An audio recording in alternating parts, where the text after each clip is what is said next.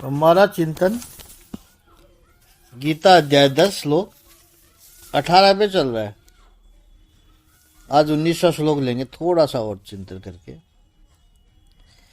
संत महात्मा कहते हैं कि यहां इस श्लोक में ऐसा लगता है कि अर्जुन को अब विश्वास हो चुका है कि उसके जो मित्र है, केशव मित्र है, वो भगवान है, परम पिता परमात्मा ही है। किंतु वह उस सामान्य लोगों को जताना चाहता है जिसके द्वारा साधारण लोग भी उन्हें सर्वव्यापक रूप में जान सके। असुरों और नास्तिकों सहित सामान्य जीव भगवान श्री कृष्ण को नहीं जान पाते हैं, क्योंकि भगवान अपनी योग माया शरीर से ढके हुए रहते हैं। दूसरी एक और महत्वपूर्ण बात है, उसको समझ के फिर हम दूसरा श्लोक लेते हैं। अर्जुन ऐसे प्रश्न जन सामान्य के हित के लिए पूछ रहा है, क्योंकि उच्च कोटि का भगत केवल अपने ज्ञान के प्रति चिंतित नहीं होता है, अपितु उसको समस्त मानव जाति के ज्ञान की चिंता होती है। इसलिए अर्जुन अपने दयालु भाव से, भक्त भाव से समस्त मानव जाति के लिए भगवान के सर्वव्यापक रूप के ज्ञान का द्वार खोल रहा है। अर्जुन हमारा प्रतिनिधि है।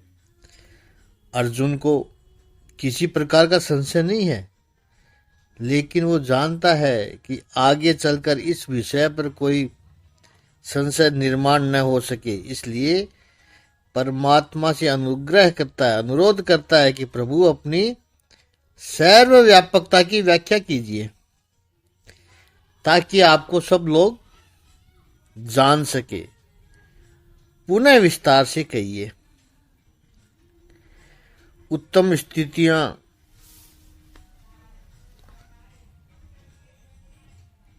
प्रशंसित भगवान की दिव्य लीलाओं का निरंतर स्मरण करते हुए भी तृप्ति नहीं होती है, लेकिन जिसने परमात्मा से एक भावात्मक रिश्ता बना लिया, यानी कोई संबंध स्थापित कर लिया, वो तो क्षण क्षण भगवान की लीलाओं का आनंद लेता रहता है।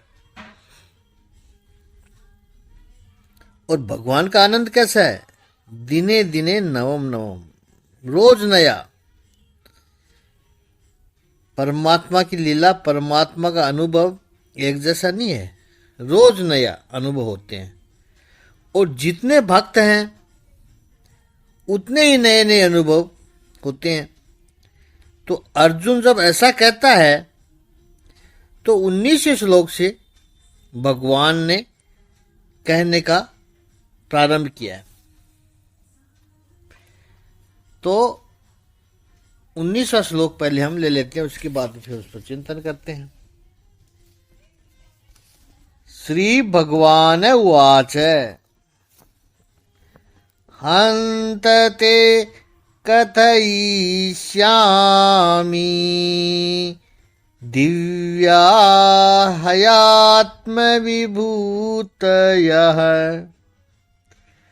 प्राधान्यतः कुरु श्रेष्ठ नास्त्यन्तो वितर्षमे। इस 19वें श्लोक का शाब्दिक अर्थ है, भगवान ने कहा, हाँ, अब मैं तुमसे अपने मुख्य मुख्य वैभव युक्त रूपों का वर्णन करूंगा, क्योंकि हे अर्जुन, मेरा ऐश्वर्य तो असीम है। तो अर्जुन ने जब कहा कि प्रभु भूय है, फिर से कहिए, और 18वें श्लोक में एक बात रह गई, विस्तेरण यानी विस्तार से कहिए, ये अर्जुन ने बोला है क्योंकि इस अमृत को सुनते हुए तृप्ति नहीं हो पा रही है। हम तो ऐसा मानते हैं कि भक्त तो संतुष्ट होते ही हैं। संतों ने कहा कि हाँ, संसारिक दृष्टि से देखें तो भक्त संतुष्ट होते हैं, लेकिन भक्त में एक असंतोष भी होता है, और वह असंतोष ही उसे भक्त बनाए रखता है। वह असंतोष कौन सा है? भगवत प्राप्ति के लिए एक उत्कृष्ट अभाव की वृत्ति होती है। उत्कृष्ट भगवान अभाव यानी मेरे प्रभु कब मिलेंगे, और यह उत्कृष्ट अभाव की वेदना भक्त को संसार के प्रभाव से विमुक्त कर देती है। रंग लाग्यो कन्हैया संग मन थारो, जगत सब फीको दिखे। रंग लाग्यो कन्हैया मेरो मन थारो, थारो में जगत सब फीका दिखे। राजस्थानी दुआ है।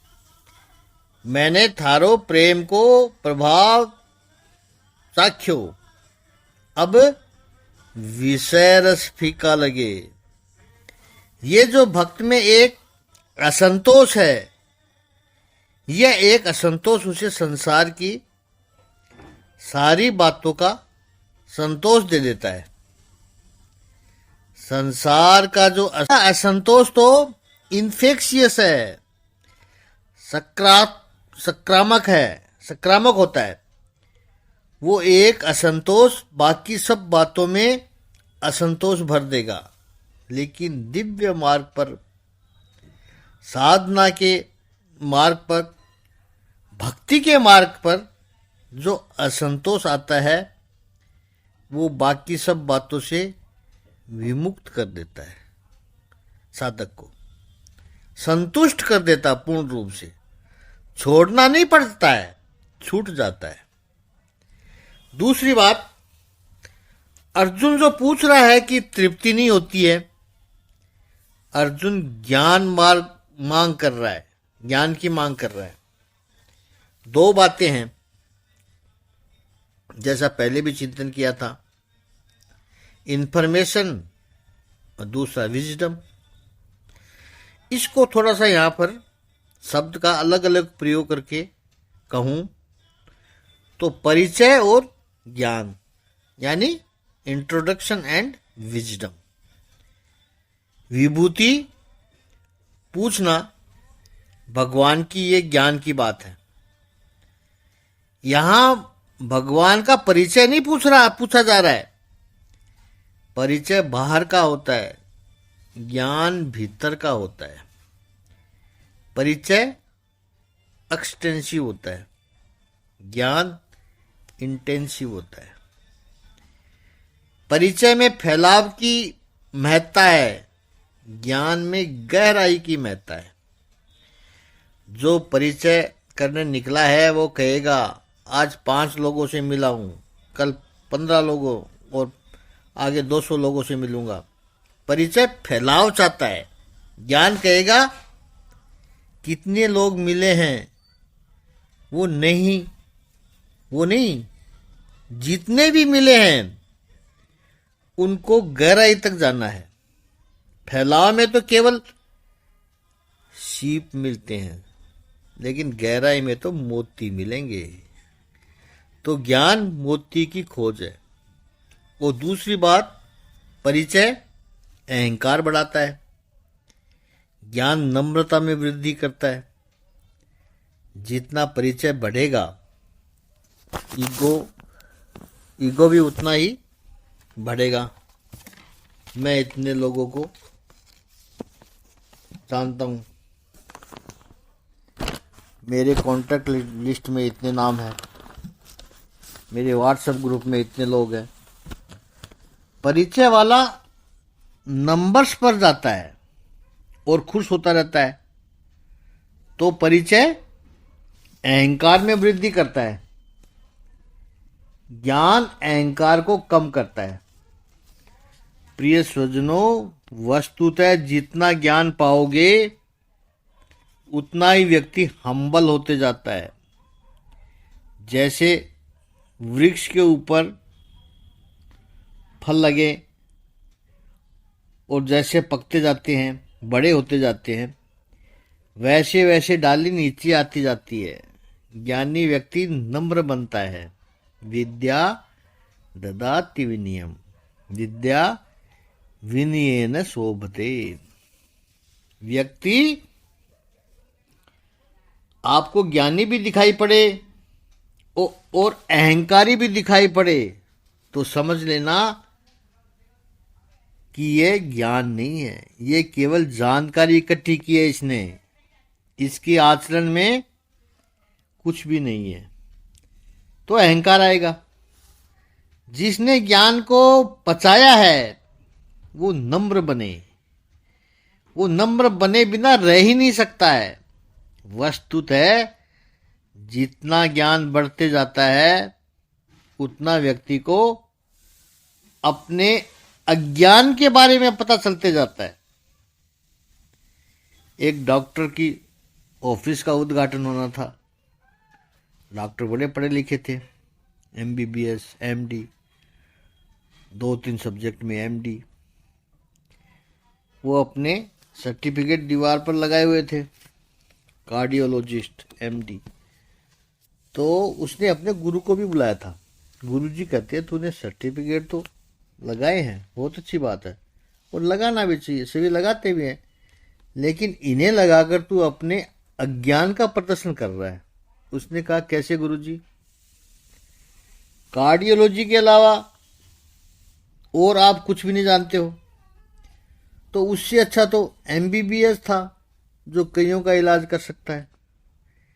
प्रिय स्वजनों, जितना ज्ञानी व्यक्ति होगा उसको अपने अज्ञान के बारे में मालूम होगा और होना चाहिए। जो कहता है कि मैं सब कुछ जानता हूं वो कुछ भी नहीं जानता है,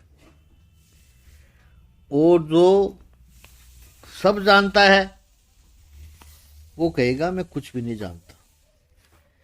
भर्तृहरि का एक बहुत ही सुंदर श्लोक है, मुझे बहुत पसंद है। भर्तृहरि जी कहते हैं कि थोड़ा कुछ जानता था मैं, 2-4 ग्रंथ पढ़ लिए, थोड़ा सा लघु सिद्धांत कौमुदी का सूत्र पढ़ लिए, कुछ सूत्र याद कर लिए, तो लगने लगा कि मैं बहुत बड़ा विद्वान बन गया हूं और मेरा अहंकार हाथी जितना बड़ा हो गया। उस वक्त मुझे ऐसा लगता था कि मैं ही सब कुछ जानता हूं, मेरे जितना कोई नहीं जानता है। लेकिन धीरे धीरे फिर सही रूप से ज्ञानी महापुरुषों से मिलना हुआ, उनके साथ संवाद हुआ, इंटरेक्शन जब हुआ, तब मुझे पता चला ओ माय गॉड, मैं तो कुछ जानता ही नहीं हूं। और तब जब मैं अपने आप को सर्वज्ञ मानता था, उस वक्त मुझे लगने लगा था, और अब मैं तो, मेरा अहंकार हाथी के समान हो गया था, और अब मुझे लगने लगा कि अरे मूर्ख हूं मैं तो। वो मेरा सर्वज्ञता का अहंकार था जो हाथी जितना बड़ा था। वो जैसे उदाहरण दिया उसने, जैसे पसीना खूब आ जाए और ताप यानी बुखार उतर जाए, ज्वर उतर जाए, ऐसे मेरा वो अहंकार पूरा नष्ट हो गया उन महापुरुषों के मिलते ही, उनसे संवाद करते।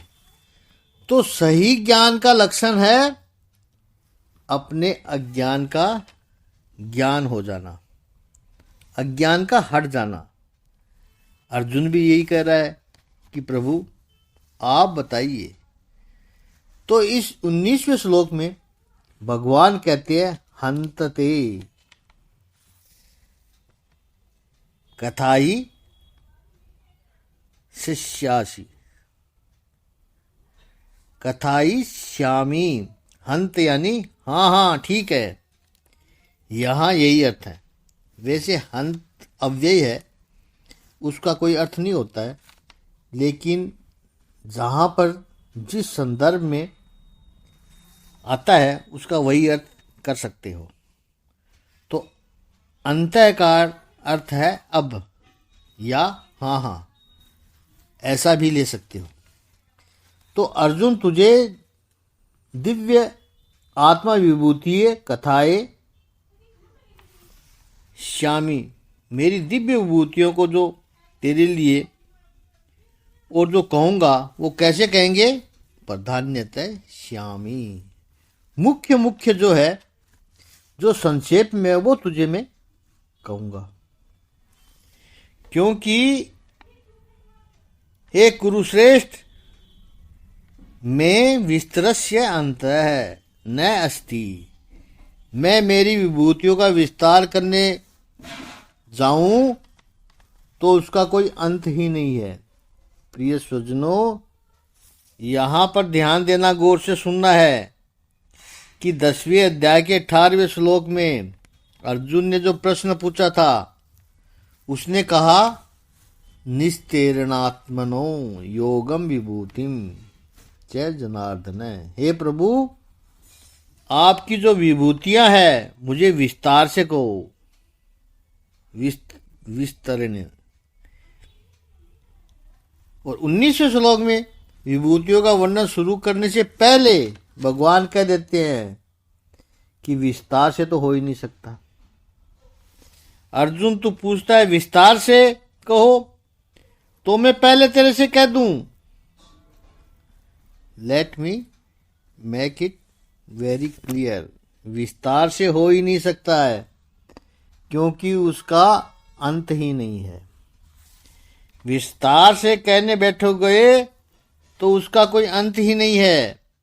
ये विभूतियां कैसी है, अंत है, जो अव्यय है, जो अर्जुन ने मांग की कि उनको स्वीकार का सूचन करता है हंत है। और अर्जुन और परमात्मा का जो, अर्जुन को जो परमात्मा का आनंद है उसका भी सूचक है, हंत है। कोई व्यक्ति कहे कि ऐसा आप करो और तुरंत आप करना शुरू कर दो, तो इसका अर्थ है कि वो व्यक्ति आपको प्रिय है। नहीं तो आप कोई बहाना भी लगा सकते हैं। तुरंत प्रभु ने कहा हंत है, हाँ हाँ बताता हूं। इस पर आगे और चिंतन कल करेंगे। आज इतना ही। ओम श्री सच्चिदानंद भगवान की जय। ओम श्री आनंद कंद भगवान की जय।